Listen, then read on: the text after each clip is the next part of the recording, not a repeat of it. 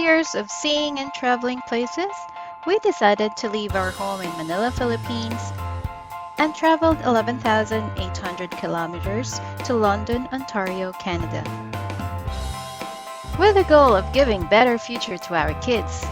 We see and enjoy the world without knowing anyone, no jobs waiting, nor any idea of what to expect in our new life journey in Canada.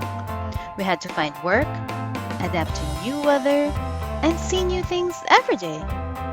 This is our journey in making dreams come true. So join us as we share our life adventures, and let's lakbay!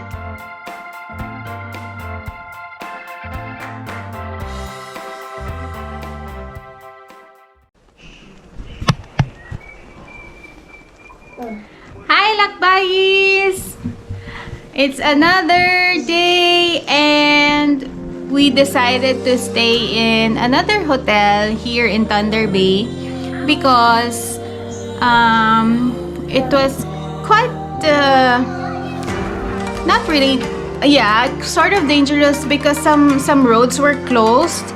And what we did yesterday, since yung papunta namin ng highway would take us about 30 minutes, may naabutan kaming road na closed bago kami makarating ng highway.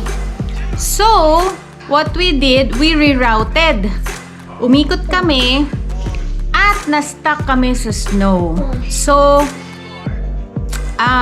nag-ask naman kami ng help and luckily nakalabas naman kami doon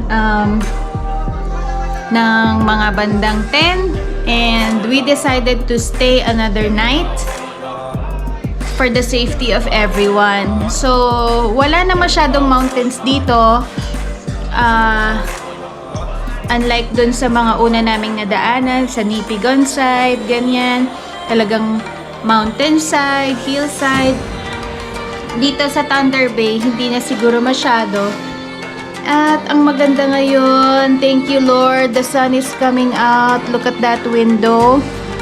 We checked in here muna sa Days Inn. And, ayan, gising na rin sila. Nagbe-breakfast si Rob. Hi, Rob. Hi! Hi, Jed. Hi! There.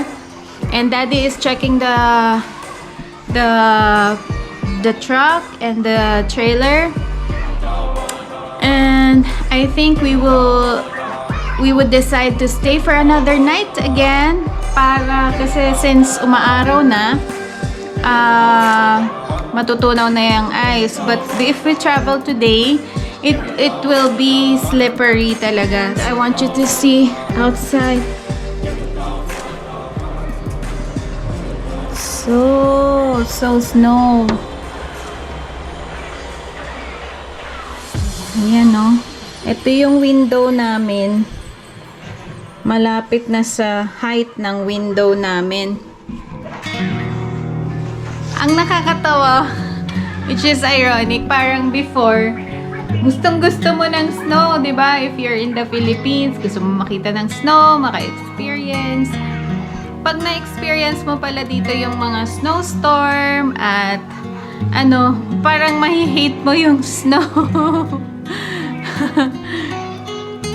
Tapos ngayon naintindihan na rin namin bakit yung mga tao puro ang mga sasakyan nila kapag ganito ang lugar nila is trucks, pick up, and even most of the commercials here in Canada talagang mga Chevy trucks, 'di ba? Jed? Mostly 4x4 trucks. Yes, mostly 4x4 trucks, Ram. So, sa aming pupuntahan, mukhang maganda nga talaga yung pick-up.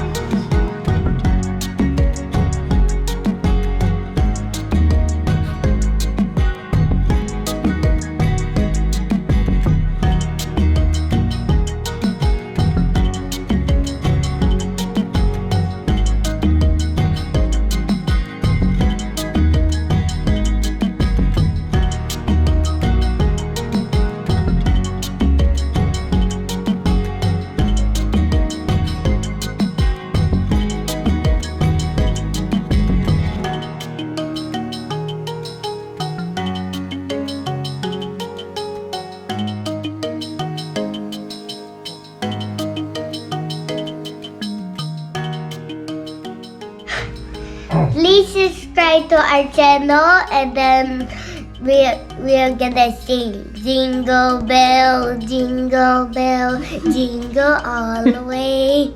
Oh my God, let's ride, one open, one sleigh. Hey!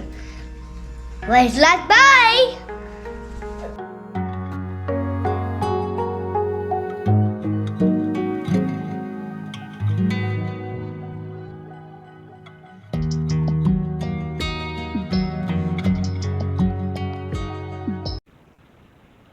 Thank you so much for watching. If you have any questions or suggestions, please write in the comment section down below. Click that subscribe button and hit the bell to get notified of our latest updates and videos. Don't forget to like and share. We promise to give you exciting and fun-filled videos here on Let's Lakbay.